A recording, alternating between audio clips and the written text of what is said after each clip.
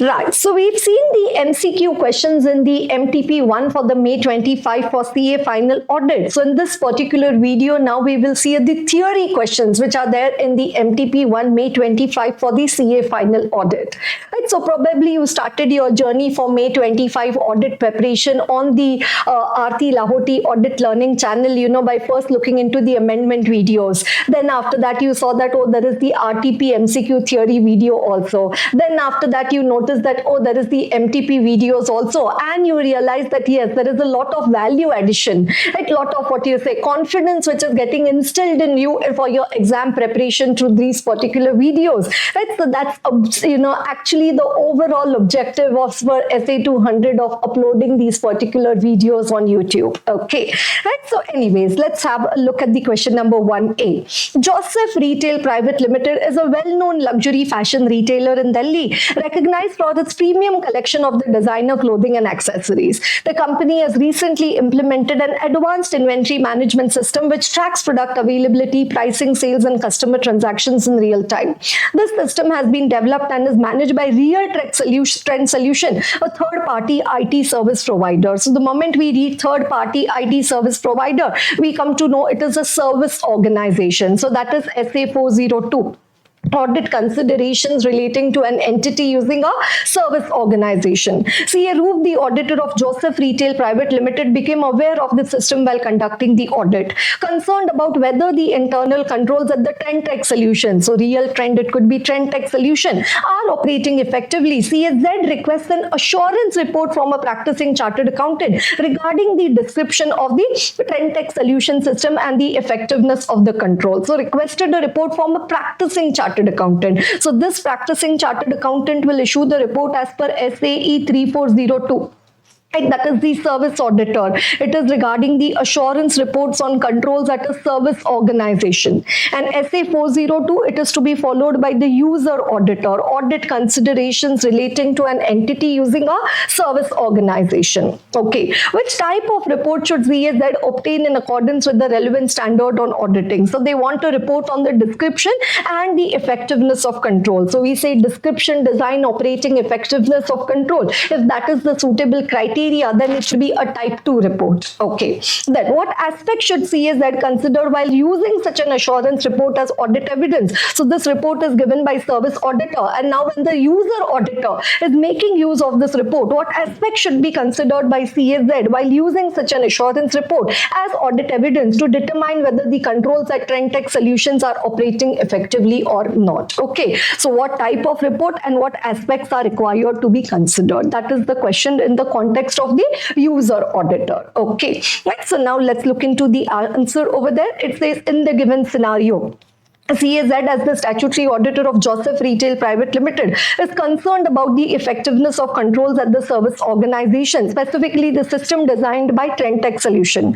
To address this concern, Trend Tech Solution should provide a type 2 assurance report from a practicing chartered accountant as per 402 audit considerations relating to an entity using a service organization. This report will offer an opinion on the description of the system in use at Joseph Retail Private Limited, as well as evaluate the effectiveness of the controls implemented by Trend Tech Solution. Right? So that's a type 2 report. Okay. Now, using a type 2 report as audit evidence that controls at the service organization are operating effectively. If the user auditor plans to use a type 2 report as audit evidence that controls at the service organization are operating effectively, the user auditor will determine whether the service auditor's report provide the sufficient appropriate evidence about the effectiveness of the controls to support the user auditor's risk assessment by.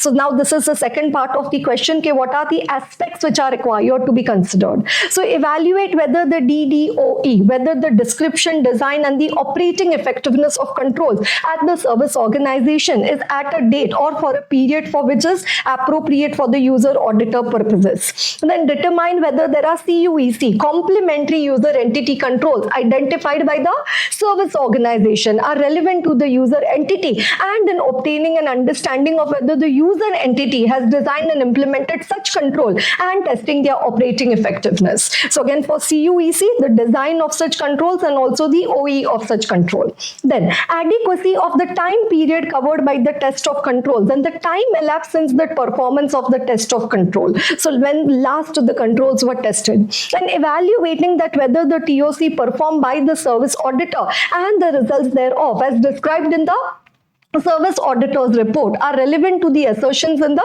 user entity financial statements and provide the sufficient appropriate audit evidence to support the user auditor's risk assessment.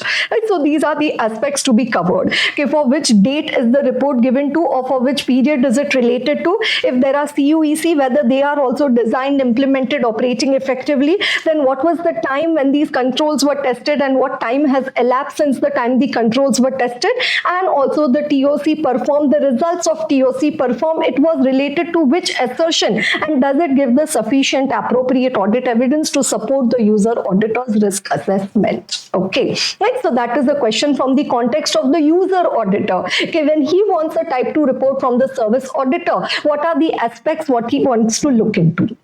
Right, what are the aspects to be looked into? Okay, right, coming to the question number 1B. Okay, Fun Fiesta Limited, an entertainment company that operates a traveling circus. I think the moment we see circus only we come to know SA 570 going concern. Okay, that's okay. Yes, has been facing a significant decline in popularity over the past few years, with attendance reportedly dropping by as much as 75% in the current year. The circus has also been continuously targeted by animal rights activists for its use of animals like elephants in performances. CEO observed that audiences were shifting to other entertainment options, making the business model unsustainable due to the high costs of moving the show from city to city. As a result, several KMP resigned. There were delays in payment of salary, wages. Bank from which the company had obtained funds decided not to extend further financing or fund additional working capital requirement. During discussions with the management, the statutory auditor understood that Fun Fiesta had no action plan to address these difficulties, making the use of going concern assumption inappropriate. However, these critical circumstances were not disclosed in the company financial statements. What course of action should the statutory auditor take in the audit report in such a situation? Discuss with reference to the applicable standard on auditing. So SA 570, SA 705. And a going concern and also modifications to the opinion. So as per SA 570, going concern, it deals with the responsibility of the auditor in the audit of the financial statements related to going concern and the implication for the audit report. Auditor's responsibility is to obtain sufficient appropriate audit evidence and conclude on the appropriateness of the management's use of the going concern basis of accounting in the preparation of financial statements, and to conclude based on the evidence obtained whether any material uncertainty exists about the entity's ability to continue as a going concern. You have to learn this by heart. Beautiful. When the use of going concern is inappropriate, that is, if the financial statements have been prepared using going concern, but in the auditor's judgment, management's use of going concern is inappropriate, straight away auditor adverse opinion. Auditor shall express an adverse opinion. When adequate disclosure of a material uncertainty is not made in the financial statements, auditor will express a qualified or an adverse opinion in accordance with 705, and in the basis for qualified adverse section of the report state that a material uncertainty exists that may cast a significant doubt on the entity's ability to continue as a going concern, and the financial statements do not adequately disclose this matter. And now this is all the content which you write in your going concern answers. So this is the first para, second para, then third para. Okay, right, and then we had the introduction before that. Now, in the present case, following circumstances indicated the inability of Fund Fiesta to continue as a going concern, losing popularity, animal rights activists, audience abandoning, high cost of moving, KMP leaving, banks deciding, non-availability of sound action plan. Therefore, considering the above factors, it is clear that going concern basis is inappropriate for the company. Such circumstances are not reflected in the financial statements. Accordingly, Uncle of Fund Fiesta Limited, auditor should express an adverse opinion in accordance with 705 and in basis for adverse opinion paragraph of the report, statutory auditor should state that there is a material uncertainty that may cast a significant doubt about the entity's ability to continue as a going concern, and the financial statements do not adequately disclose this matter. Wonderful. And then, say this is a cap. Now, how do I draw a cap? Okay, say T cap. This is a cap. Okay, and now on the cap, if you'll say, ma'am, it will look like a leaf, ma'am. What you draw? So this like this. What is this? This is feather on the cap. So when I write when I write SA 570, when I write SA 705 in my answer, that is the hat, that is the cap. But when I write clause 19 of the CARO in my answer, the clause 19 of the CARO, material uncertainty regarding the ability to meet the liability, then that is the feather in the cap. That whether based on the financial ratio, aging and expected date of realization of financial assets and payment of financial liability, auditor's knowledge of the board of directors and the management plan, whether as on the date of the audit report, the auditor is of the opinion that no material uncertainty exists, that the company is dasht-pusht capable of meeting its liabilities as and when they fall due within a period of 1 year from the balance sheet date. Don't look at my face. You have to learn this. Okay, auditor is required to report as per clause 19 of CARO that on the basis of financial ratios, aging, other information, auditor's knowledge of the board of directors and the management plan, whether the auditor is of the opinion that no material uncertainty exists as on the date of report, that the company is capable of meeting its liabilities existing at the balance sheet date as and when they fall due within a period of 1 year from the balance sheet date. So that's the feather on the cap. Wonderful. Let's come to the next question. Question number 1C. CA Raj has been appointed as the auditor of Marco Private Limited, a private real estate company. During the audit, he requested information from the management to review the accounting estimates such as estimated cost considered for percentage completion used in the prior period financial statements. His objective was to assess their subsequent re-estimation for the current period. However, management refused to provide the requested information, arguing that auditor should not review prior period accounting estimate. ऐसा हो ही नहीं सकता कि auditor can't do something. Please advise how should Raj deal with the situation. So it will lead to a limitation on scope. So as per SA 540, auditing of accounting estimates, very, very trending, near dear standard of ICAI nowadays. Okay, including fair value accounting estimates and related disclosure, auditor shall review the outcome of the accounting estimates included in the prior period, including their subsequent re-estimation for the current period. So, जो question में लिखा है उसका opposite, कि auditor will review. The nature and extent of the review takes account the nature of the accounting estimate. The information obtained from the review would be irrelevant to identifying and assessing the RMM made in the current period. The outcome of an accounting estimate will often differ from the accounting estimate recognized in the prior period. And also last year you thought that, oh, this litigation, we will have to pay 500 crore. Now Indian legal system litigation takes its own sweet time. So every year could there be a revision of your estimate? You say, no, I think our liability could be 600 crore. No, I think our liability could be 300 crore. Yes. Can there be a estimation of the prior period estimate? Yes. So does that mean that, oh, iska matlab whatever I had decided previously, that was wrong? No, that was on the basis of the facts and data available at that point of time. Now, subsequently, there can be a re-estimation of the prior period accounting estimates. Okay. So by performing risk assessment procedure, identify and understand the reason Causes differences. Okay, last year you were saying 500 crore, now this year you're saying we will lose 600 crore. Why? So information regarding the effectiveness of the management's prior period estimation process, for which the auditor can judge the effectiveness of the management's current process. Okay, this time management process has become better. Audit evidence that is pertinent to re-estimation in the current period. So what additional evidence you have obtained, further developments regarding that case. And audit evidence of matters such as estimation uncertainty that may be disclosed in the financial statement. So also address the estimation uncertainty. Review of prior period accounting estimates will assist the auditor in the current period in identifying circumstances or conditions that increase the possibility of accounting estimates or indicate the presence of a possible management bias. Our answer for accounting estimate is always incomplete without these words: estimation, uncertainty, management bias. Auditors' professional skepticism assists in identifying such circumstances or condition and in determining the nature, timing, and extent of the further audit procedure.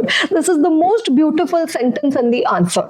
Review is not intended to call into question the judgments made in the prior period that were based on the information available at that time.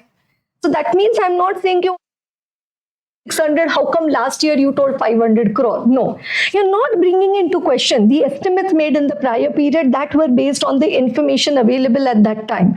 In the given case, management is not correct. You say, ma'am, we know we are always correct.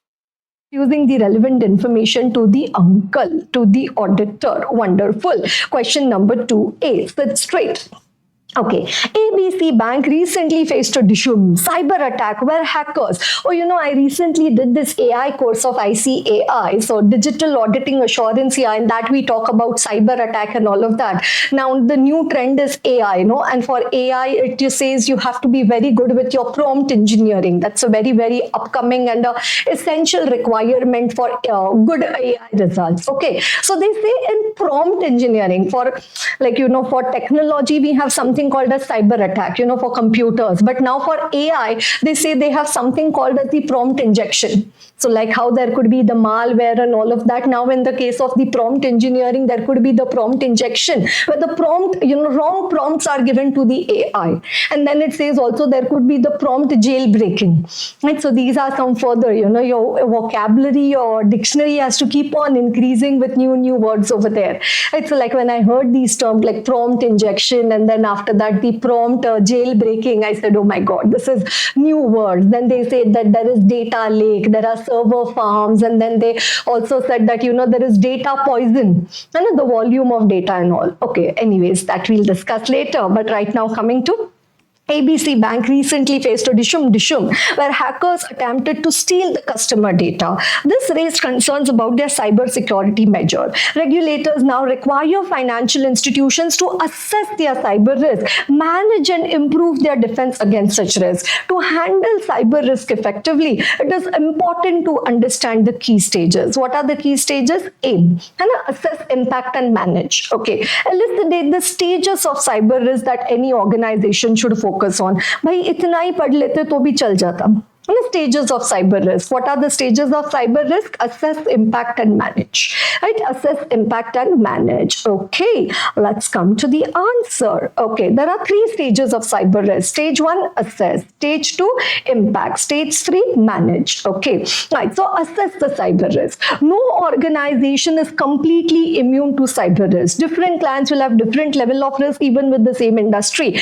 Every organization should consider at least the common threats. What are the common threats? Ransomware, disabling their organization, plant and manufacturing facilities, common criminals using email phishing and the hacks for fraud and theft, and insiders committing the malicious activity or accidental activities resulting in unintended discourse of information theft and fraud. And so it says ransomware, common criminal, inside criminals. Okay. Then impact of cyber risk, right? So one, what does it say? Now that the cyber attack has happened on your organization, what would be the cost of that? It says one, that could be a non-compliance. So there will be regulatory cost. Then after that, there will be the incident response cost, because now you have to set back things again in action. So there will be the incident response cost. Then you will also have to pay the fines and penalties. So there will be regulatory cost, there will be incidental response cost, and there will also have to pay the fines and penalties. Apart from that, now data attack, cyber attack has happened, so there will be business interruption. It could lead to data loss, reputational loss, right? Also, it says ransomware, more common these days, where the entire system get encrypted. Then sometimes there could be intellectual property theft. There could also be the breach of privacy, right? So again, this particular part, the second part, impact of the cyber risk, could be a retail question in your exams. Sooner or later, it is going to come in the exam hall. It's a matter of time. Okay, right. So impact of the cyber risk. So regulatory costs, incident response costs, fines and penalties. Apart from that, it says business interruption, reputation loss, ransomware, intellectual property, and also the breach of privacy. Right. Then it says now you need to get back to normal. So managing the cyber risk. So it says the strategic approach to cyber risk management can help an organization gain a holistic understanding of the cyber risk threats facing their organization and other financial institution. Then once you get an understanding of the cyber risk, accordingly assess the existing IT and the cybersecurity program. Then align these existing programs to the initiatives, transformation initiatives with the strategic objectives and the critical risk. And then understand the accepted risk and document the compensating control. So because ultimately you can never make it zero. Right? So what you do, understand the cyber risk, then understand the existing system, then align your existing system to whatever transformation initiatives are to be taken, and ultimately understand what is the accepted risk and document the compensating control. Right, so that's an important question from the chapter of the DA, digital auditing and the assurance. Okay, right, now proceeding to question number 2. B. Advait & Company, a firm of CA, has been approached by Mix Limited to conduct a review engagement of its financial statements for 24. Before accepting the engagement partner CA wants to ensure that the preconditions for a review engagement are met. What preconditions should CA evaluate before accepting the engagement? Discuss the responsibilities of Mix Limited management in the context and the necessary agreements that must be obtained from them, exactly on the lines of SA 210.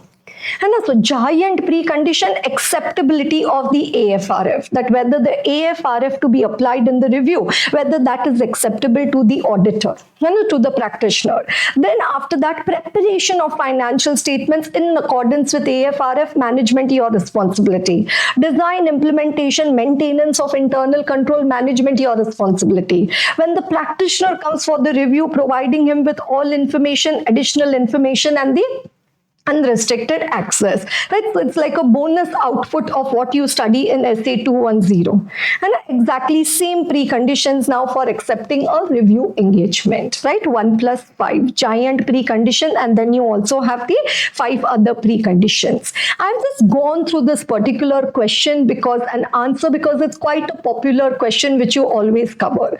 But I am generalizing, like generally thinking like, yeah, this is generally the one which is covered. But in case that, ma'am, I have not covered, I think I need to cover. So please, that's the advantage. You can just pause the video over here, look at the content over there, and then proceed further. You say, ma'am, let me go through the entire acceptance of SRE 2400, 2410. Do that. Okay, so it's not that you just try to set in, you check your comfort, your matching level as to where you think that you need to pause, you need to do some additional study and come back, or at least keep a note of all the places where you need to revisit and so that you customize it as per your requirement and you get the maximum benefit. Okay, I hope you understand what I say. So, ma'am, we understand, ma'am. Very good. I'll come to know on the day of result. Okay. PNB Bank received an application from a pharmaceutical company for the takeover of their outstanding term loan secured on its assets availed from an outstanding with a nationalized bank. PNB Bank requires CA Aarti to conduct due diligence for valuation aspects of the assets of the pharmaceutical company. State the areas of analysis in order to ensure that the assets are not overvalued. Super favorite question, 5-star question of the due diligence chapter. And what do you say? Hidden liabilities and overvalued assets. So here the question is regarding the overvalued assets. So you need to think of all the assets and then think that how they could be overvalued. Right? So what does it say?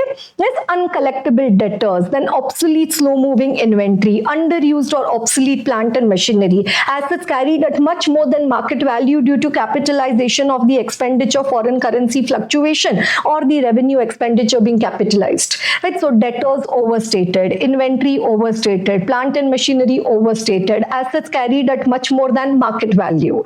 Right? Then it says litigated assets and the property. Investments carried at cost, though realizable value is much lower. Investments carrying a very low rate of return. Then infructuous project expenditure, deferred revenue expenditure, intangibles of no value, and group company balances under reconciliation. So what are you doing? Blowing up. Actual assets of the company are only 300 crore, but you are saying, oh, you know, our company has 3,600 crore assets. So that's overvalued assets. Investments having a low rate of return. Investments having carried at much more than market value. Intangible assets of no value. Infructuous project expenditure. Obsolete slow-moving inventory.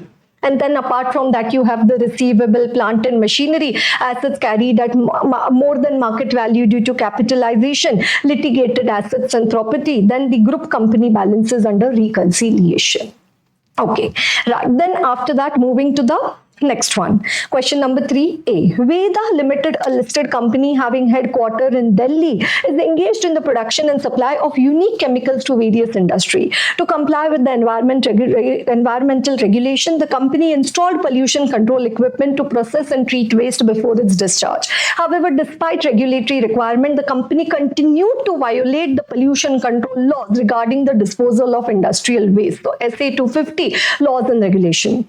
To obtain the necessary environmental clearance certificate, the company resorted to unethical means. An amount of 43.8 lakh was unlawfully spent to secure the clearance, which was then misrepresented in the financial records as environmental compliance expense. This matter had not been brought to the attention of the TCWG. However, during a periodic financial review, the Director of Finance, CA Rohan, discovered these irregularities. NOCLAR, senior employee of a company, right? So CA in practice, CA in service, applicability of NOCLAR. What action should CA Rohan take in response to this situation, considering the applicable provisions of responses to NOCLAR under the Code of Ethics? Okay, right. So in the given situation, Veda, a listed company, so the entire active voice converted to passive voice. CA Rohan, Director of Finance, came to know about these matters on review of the same during the period. NOCLAR under Code of Ethics is applicable on professional accountants in service and in practice. Among those in practice, it applies to auditors as well as professional services other than audit. It is applicable to senior professional accountants in service being employees of listed entity. Senior professional accountants in service include director. Rohan is the director. NOCLAR takes into account non-compliance that causes substantial harm, resulting in serious consequences in financial, non-financial term. Substantial harm resulting in serious consequences in financial, non-financial term. As per NOCLAR, in exceptional circumstances, when the accountant might become aware of something which is about to happen that could cause substantial harm to investors, creditors, employees, or to the general public, having considered the possibility of first communicating it to management, he can directly disclose the matter to the appropriate authority. If disclosure is made, then such disclosure is permitted. So CA Rohan, Director of Finance, is expected to take the following action. 1. Understand the matter. After understanding the matter, run away, address the matter. After addressing, seek advice. Then determine whether further action is needed. Then determine whether you need to directly disclose to the appropriate authority. Check whether there is any imminent breach, something which is about to happen. And finally, you need to keep the documentation. Like CA Rohan needs to keep the documentation. By following these steps, CA Rohan can ensure ethical compliance with upholding professional integrity under the NOCLAR framework. Okay, right. So that's the question from the Code of Ethics. Now let's come to the Next one, right? CA Jin, a recently qualified chartered accountant, got his first audit assignment of Ordinary Limited for 24. He obtained all the relevant evidence for the items related to P&L. However, while auditing the balance sheet items, CA Jin failed to obtain evidence such as confirmation for the outstanding debtors of 250 lakh, continued as it is from the last year, on the affirmation of the management that there is no receipts and further credits during the period. Relying merely on the management's affirmation that there are no receipts or further credits during the year, CA Rohan excluded the audit of accounts receivable from his audit program, assuming that the amount pertained to the prior period, which has already been audited by predecessor auditor. Comment on the appropriateness of Rohan's approach. So that is SA 510, initial audit engagements, opening balances, where either the last year was not audited or it was audited by a predecessor auditor. So what does it say? As per 510, what is the objective of the auditor? To obtain the sufficient appropriate evidence. One, whether the opening balances, do they contain any misstatement? And second, whether the accounting policies, have they been consistently applied? Right? So these are the objectives of SA 510. And whether opening balances contain any misstatement and whether accounting policies have been consistently applied. When prior period was audited by predecessor auditor, current auditor has to obtain the sufficient appropriate evidence regarding opening balances. Ordinarily, you can place reliance on the closing balances contained for the preceding period, except when circumstances indicate possibility of any misstatement. For current assets and liabilities, some evidence about the opening balance can be obtained from the current year audit procedure. Example, opening debtors, you can check it from the current year, whatever receipts from that debtor or so. It will provide some evidence regarding the existence, rights and obligation at the beginning of the period. In addition, according to SA 580, the auditor may consider it necessary to request the management to provide written representations about certain assertions in the financial statements, in particular to support an understanding that the auditor has obtained from the other evidence about management's judgment or intent or to the completeness of a specific assertion. Although such representations provide necessary audit evidence, but they do not provide the sufficient appropriate audit evidence. This is the characteristic of written representation, that they provide the necessary audit evidence, but they do not provide the sufficient appropriate audit evidence on their own. In the given case, what happened? Excluded the verification of accounts receivable. Thus, CA Jin should have requested the management to provide written representation for their views and expression, and he should also not exclude the audit procedure for the verification of closing balances of accounts receivable. Consequently, CA Jin will also be held guilty for misconduct for not exercising due diligence or is grossly negligent under 712, and does not exercise due diligence or is grossly negligent in the conduct of his professional duties. Okay, wonderful. Question number 3C. Okay, Rajveer and Associates have been the statutory auditors of Ish and Vish Limited, a listed company. CA Vishaf, the engagement partner, has designed certain substantive procedures on some selected assertion in response to the assessed RMM for the year under audit. These assertions were not examined by him in the previous year due to materiality or risk consideration. Mr. Yug leads the internal audit department of the company and reports to the company audit committee. So he's got good objectivity. During the audit, a senior member of the engagement team decides to engage Mr. Yug to provide direct assistance in performing the above substantive procedure. Comment with reference to the relevant standard on auditing, SC 610, using the work of internal auditor, whether you can take the direct assistance from the internal auditor. Engagement partner had designed certain substantive procedures on the selected assertion in response to the RMM. These assertions were not examined in the previous year due to materiality. This year they want to get it done from the internal auditor. So what does it say? There is no higher assessed RMM, no significant risk over there. Okay, so can you take the direct assistance from the internal auditor? Yes, but one, you need to have an agreement with the internal auditor regarding the same.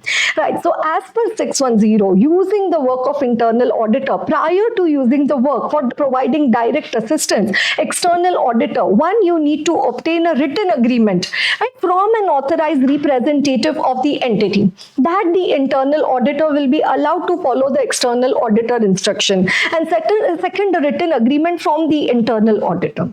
So one written agreement from the entity, second written agreement from the internal auditor, that they will keep confidential the specific matters as instructed by the external auditor and inform the external auditor of any threat to their objectivity. If using internal auditors to provide direct assistance is not prohibited by law regulation, then external auditor plans to use internal auditor to provide direct assistance. External auditor will evaluate the existence and significance of any threats to the objectivity and the level of competence of the internal auditor who will be providing such assistance. The external auditor shall not use an internal auditor to provide direct assistance if there are significant threats to the objectivity of the internal auditor or they lack the sufficient competence. So same, objectivity, competence. If they don't have objectivity, competence, no taking direct assistance. In the current scenario, Rajveer and Associates are the auditors of Ishwish, a listed company. Vishav, the engagement partner, designed certain substantive procedures on some selected assertion in response to the assessed RMM, which were not previously examined. CA Yug, Mr. Yug, head of internal audit, reports to the audit committee. A senior audit team member decides to involve Yug in performing these substantive procedures. As a result, Rajveer and Associates is required to obtain written agreement, both from the entity and the internal auditor regarding their cooperation and confidentiality. Further, using an internal auditor to provide direct assistance could prove to be counterproductive and defeat the very purpose of designing such substantive procedure. Hence, the decision of the senior engagement team member to use Mr. Yuk to provide direct assistance on the above said matters is not in order, or it is not in accordance with SA 610.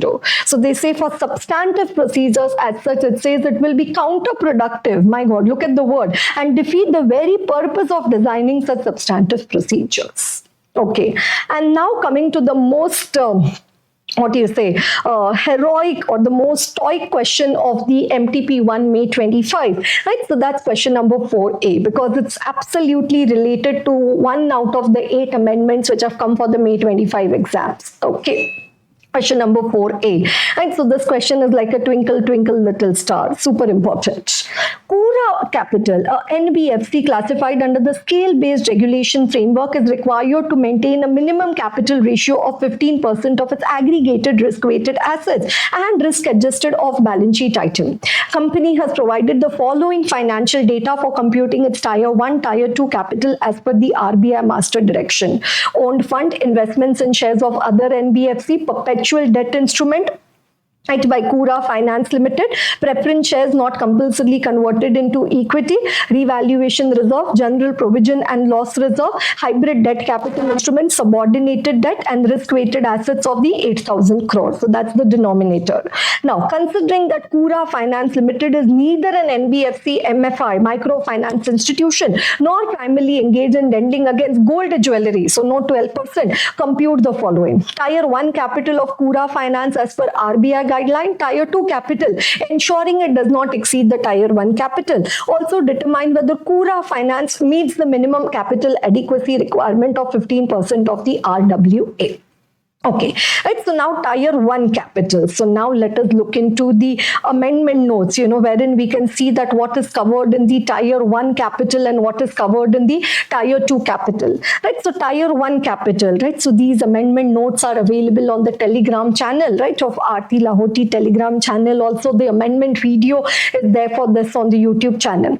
Right, so what does it say? Tier 1 capital as reduced by investment in shares of other NBFCs and in the shares, debentures, bonds, outstanding loans, advances, including hire purchase, lease, and so, right, in the same group in aggregate 10% of the owned fund. Right, so owned fund reduced by investment in shares of the other NBFCs. Right, so now what is their owned fund?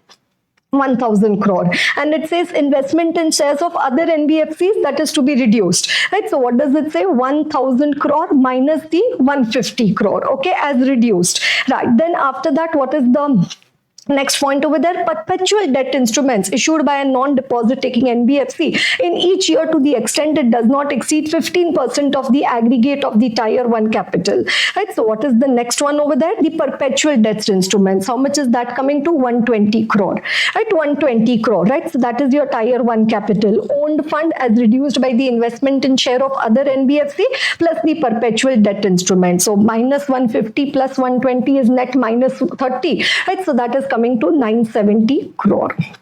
Right, so how much is the tier 1 capital over there? It is coming to the 970 crore. Right, so owned fund minus investment in group entity plus eligible perpetual debt instrument. So 1000 minus 150 plus 120 is coming to 970 crore. Okay. Now perpetual debt instruments are limited to 15% of previous year's tier 1 capital. Assuming 120 crore qualifies, we include it in the tier 1 capital.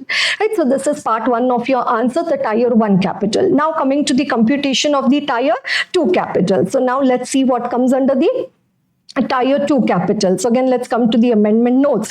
Right, what does it say? Tier 2 capital, preference shares other than those which are compulsorily convertible into equity. Right, so preference shares other than those which are compulsorily convertible into equity. So these are not convertible into equity. So this 80 crore will come under your tier 2 capital. Okay, right, okay.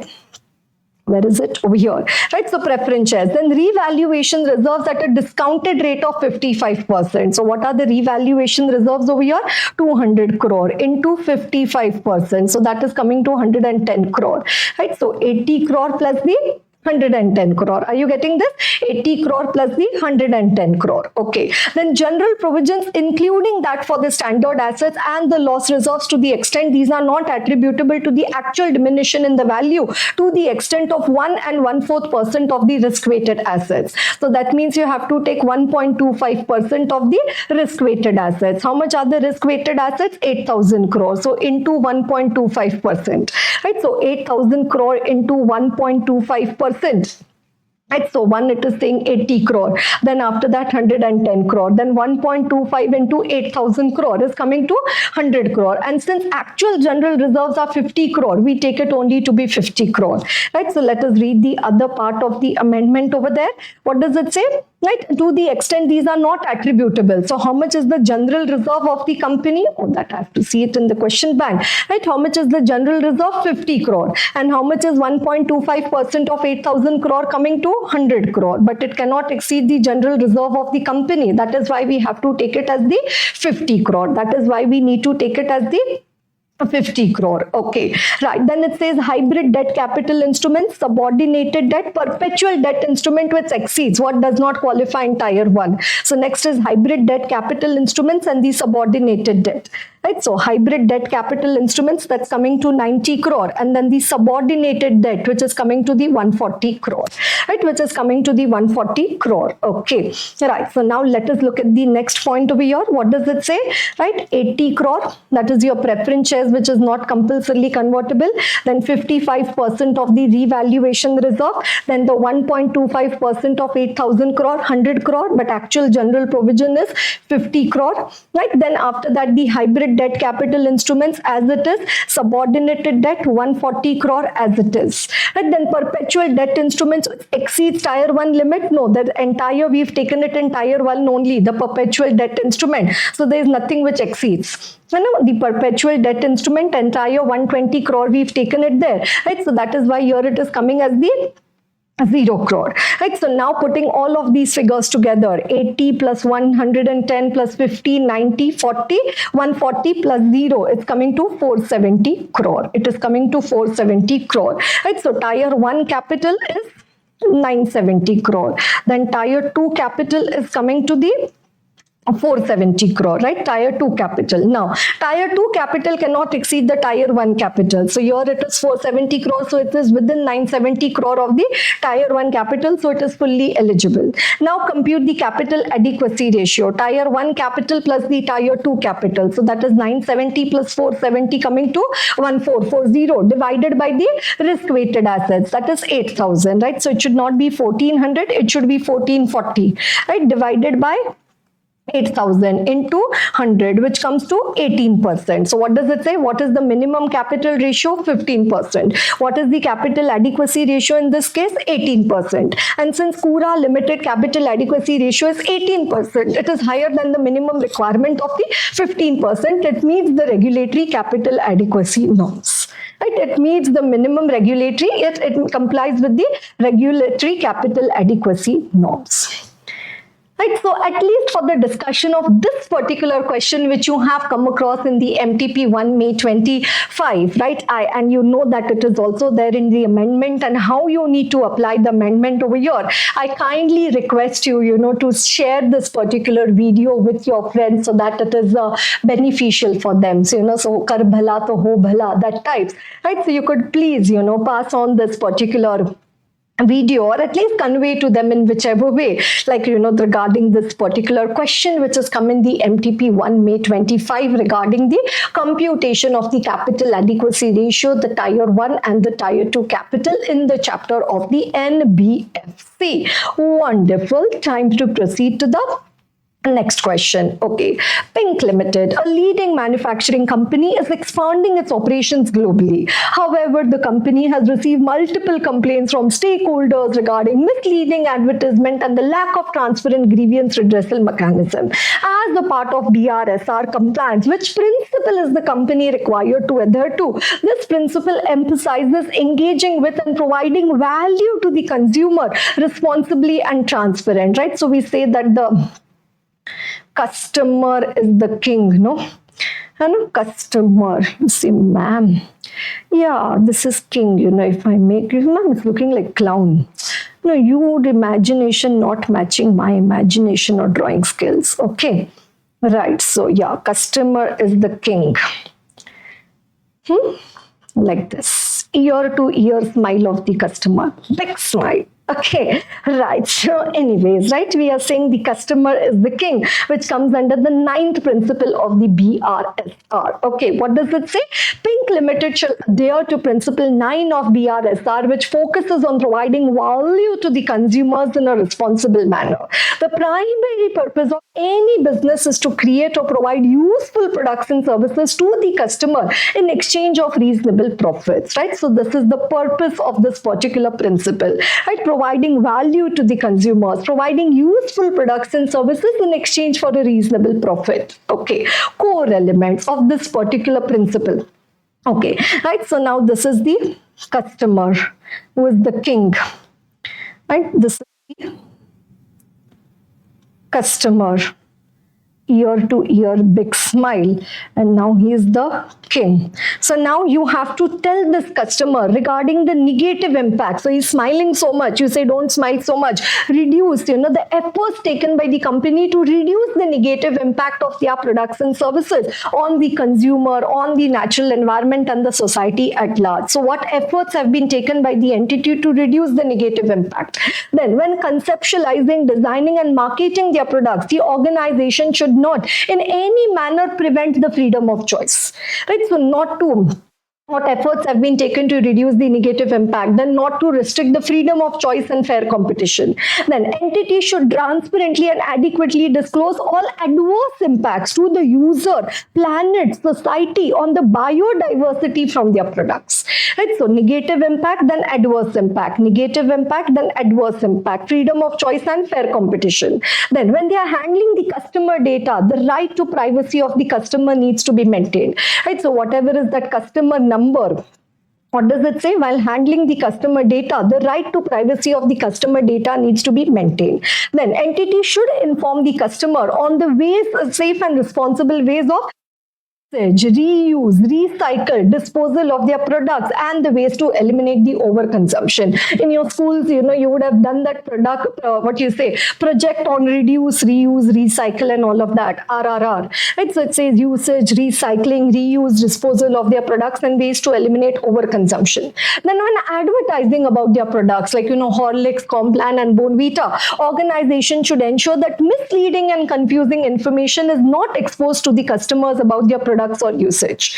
Then business enterprises should make available transparent and accessible grievance redressal and feedback management system for their customers to raise their voices to seek clarification. Right? So if this customer wants to raise his voice, the mic should be given to him.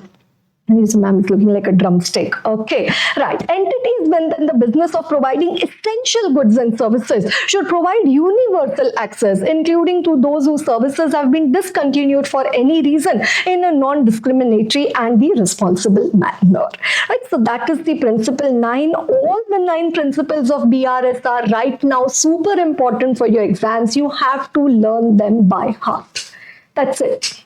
That's as straight I could say it to you. There is no beating around the bush for that. Okay, right. So negative impact, adverse impact you need to mention, then not to prevent the freedom of choice and right to privacy has to be maintained. So freedom of choice and right to privacy. Okay, right. Then safe and responsible ways of reduce, reuse, recycle. Then avoid any misleading, confusing information. Also grievance redressal and the feedback management system and universal access to the essential goods and services. Right, essential goods and services. Okay, right. So read, revise 10 times before the exam. R raised to 10. Okay, now coming to the next question. So if you want, you may pause over here, look at the content again, and then proceed further. Dhanush is the auditor of GV Limited having a turnover of more than 300 crore. Audit fee for the year is fixed at 2.25 crore. During the year, the company offers CA Dhanush an assignment of representation before the Income Tax Appellate Tribunal for certain matters for remuneration of 2.85 crore. CA Dhanush accepted the assignment. Discuss action of CA Dhanush with reference to the provision of the CA Act and the schedules thereto. Like, we study one notification which says that MCOS fee should not exceed the stat audit fee. It comes under the Council General Guideline. But in that MCOS fee, representing before the Income Tax Authority, that does not come under MCOS. So that is why in that case 2.85 crore will be okay. Okay, as per the council guidelines, what does it say? The MCOS fee should not exceed the stat audit fee. Fee payable for carrying out the statutory audit for the same. The other services, it should not exceed. Another same. The other work services include the management consultancy and the other services, all other professional services permitted by the council, excluding audit under any other statute, certification work required to be done by the statutory auditor, and the representation before any authority. So that MCOS does not include these 3. What does it say? Excluding audit under any other statute, like say tax audit, certification work to be done by statutory auditor, like say SEBI LODR certification, or representing before any authority. That is the third one. Institute love to ask the question on the exception ka exception. Okay, in the given case, the company offers Dhanush, the statutory auditor, an assignment of representing before the ITAT for a remuneration of 2.85 crore, which exceeds the fee payable for audit. In view of the above provision, it would not be a misconduct on Dhanush part if he accepts the assignment of representation before ITAT for a remuneration of 2.85 crore, since it is covered under the exception. Right, since it is covered under the exception. Okay, right. So let's come to question number 5A. Okay, Rajni Limited, a listed company, has appointed Amit and Company as its statutory auditor. CA Sunil, who recently joined the firm, has been appointed as the engagement partner for the first time. While preparing for the audit, he realizes the importance of ensuring the audit team independence is required by the standard auditing practices. However, when reviewing the firm's framework, he is unable to find any documented policy procedure addressing the independence compliance. There should be policies and procedures in the firm. First, to identify whether there are any threats to independence. Then, if threats have been identified, what steps will be taken to reduce or eliminate? And if you cannot reduce, eliminate, then you should not accept the engagement or withdraw.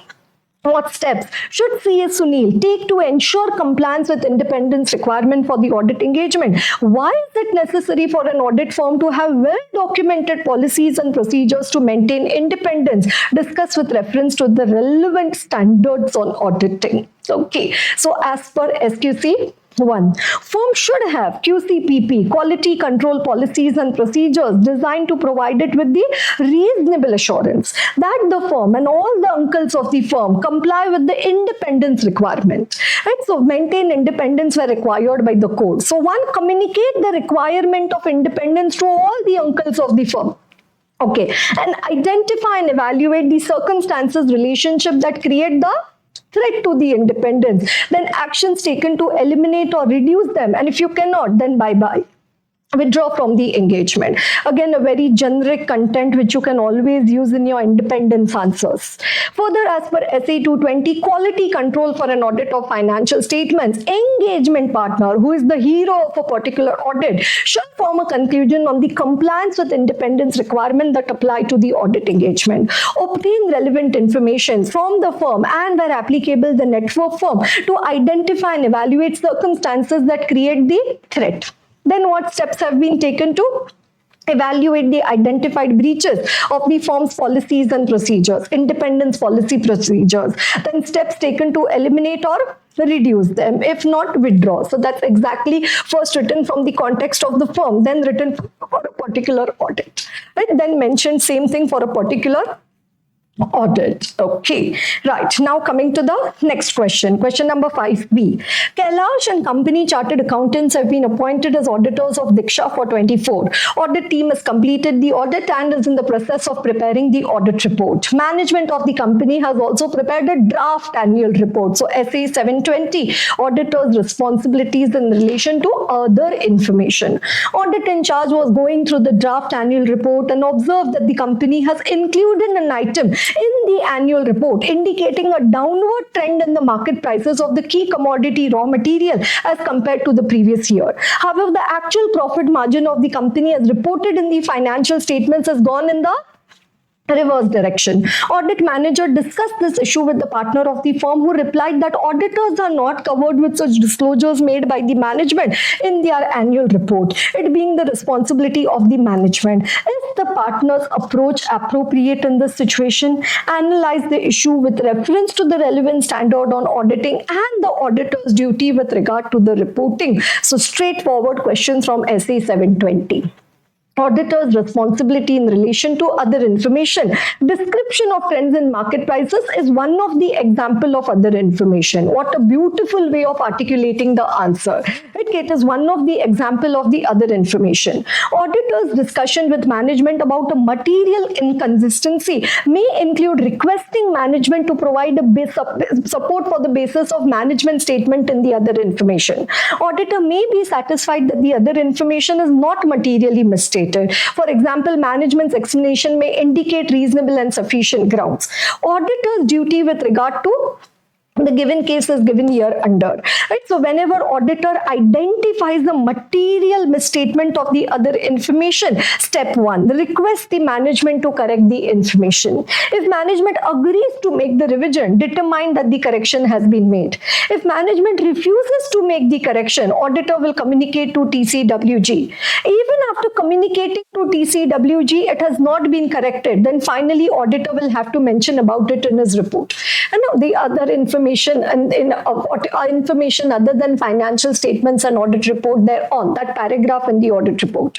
In the given case, while drafting the draft annual report, the audit in charge noticed that the company has a decline. However, company profits margin are showing the reverse trend. Audit manager discussed this issue with the partner of the firm, who replied that auditors are not concerned with such disclosures made by management. It is the responsibility. It can be concluded that partner approach is not appropriate. And that the partner approach is not appropriate. Auditor very much is concerned with looking at such other information also. Yes, next question. Hitesh, a chartered accountant, applying for obtaining a COP while filling out the application form. So to whom do you apply for COP? ICAI. While filling the application form, he intentionally did not fill the section requiring disclosure of any engagement in other occupation business. Hitesh was actively involved in the business, making his non-disclosure a case of withholding crucial information that was explicitly sought by the institute. Does not supply the information called for or does not comply with the requirements asked for by ICAI and or its functionaries. Does not apply 231. Okay, analyze whether Hitesh's action would amount to misconduct as per the provisions of the Chartered Accountants Act 1949. As per clause 2 of part 3 of first schedule. देखो कैसे लिखना है exam में बच्चा. Look over here. Clause into round bracket 2 of part 3 Roman 3 of first schedule FIRST to the of nahi likhna hai to because schedules are always to the act to the Chartered Accountants Act 1949 a member shall be guilty if a chartered accountant in practice or not does not supply the information called for or does not comply with the requirements asked for by institute, council, committee, director discipline, board of discipline, disciplinary committee, quality review board, appellate authority. Okay, in the given case, Hitesh did not give the information. Hence, Hitesh will be guilty of professional misconduct under clause 2 of the part 3 of the first schedule to the Chartered Accountants Act 1949. Right, to the Chartered Accountants Act 1949. Okay, wonderful. Question number 6A. Chetan, a practicing chartered accountant, was involved in a family dishum over ancestral property. To gain an undue advantage, he allegedly forged the will of his late uncle, representing it as a genuine document during legal proceedings. The forgery was later uncovered and legal action was initiated against him. Although the act was committed in his personal capacity and not in the course of professional duty, a complaint was filed with the disciplinary committee of the ICAI. Analyze whether Chetan would be liable for misconduct as per the provisions of the Chartered Accountants Act, very much 241.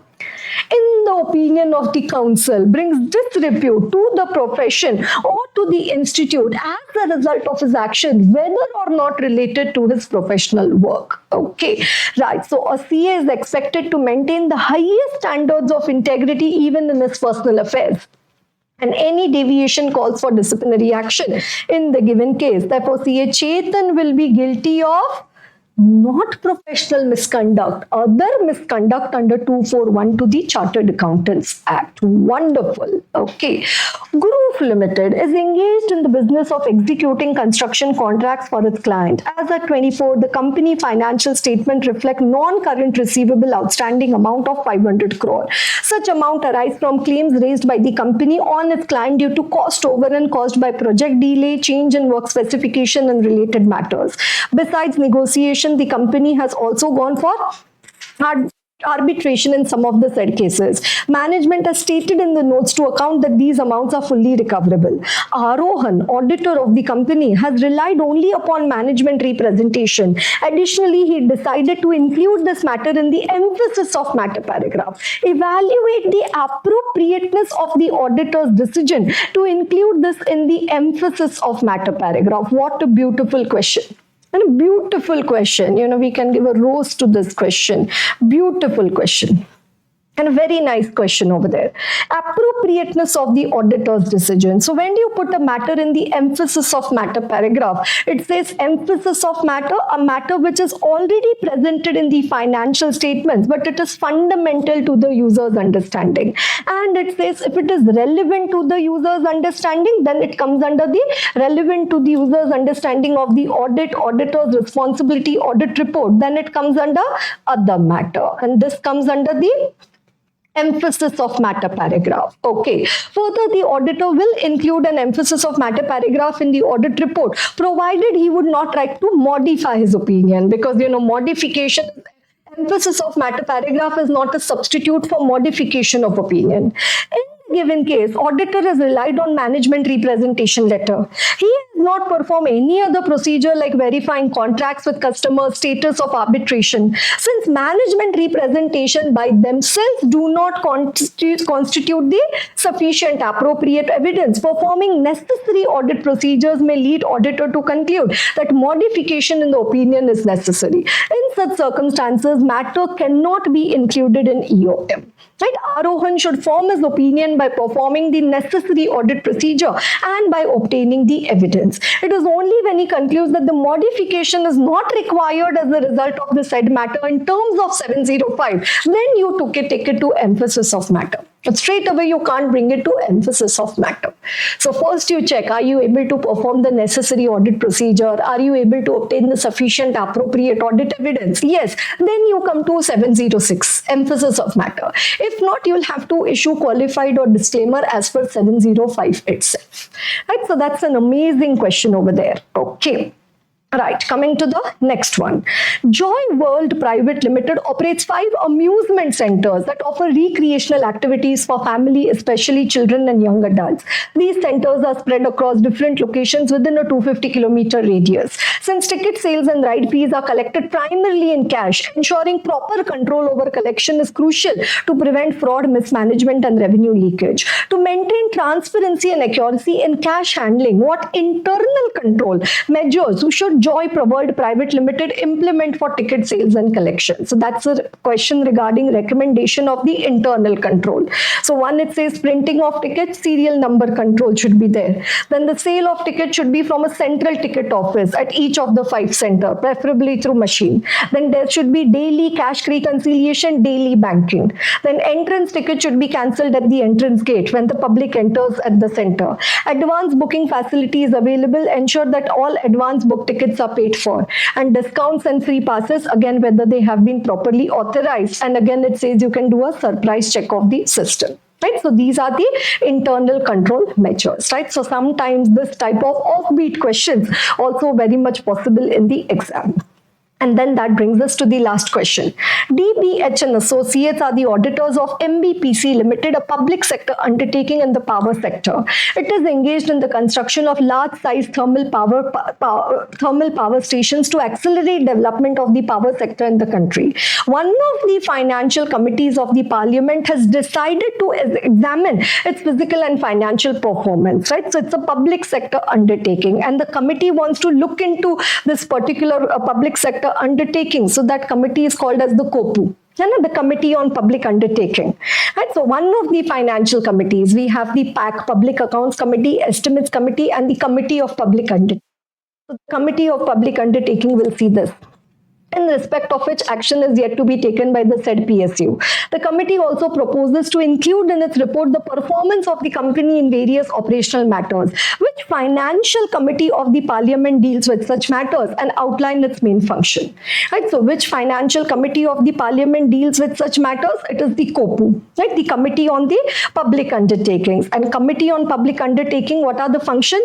To examine the reports and accounts of the public undertaking, to examine the reports of CNAG on the public undertaking, to examine the autonomy and efficiency of the public undertaking, and to see whether they are being managed as per the SBP PCP, sound business principles and prudent commercial practices, and then balancing figure.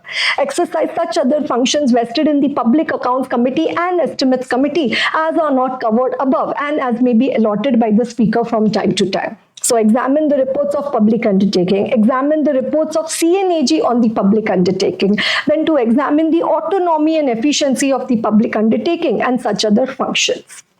Okay, the examination of public enterprises by the committee takes the form of comprehensive appraisal or evaluation of performance of the undertaking. It involves a thorough examination, including evaluation of policy, programs, financial working of the undertaking.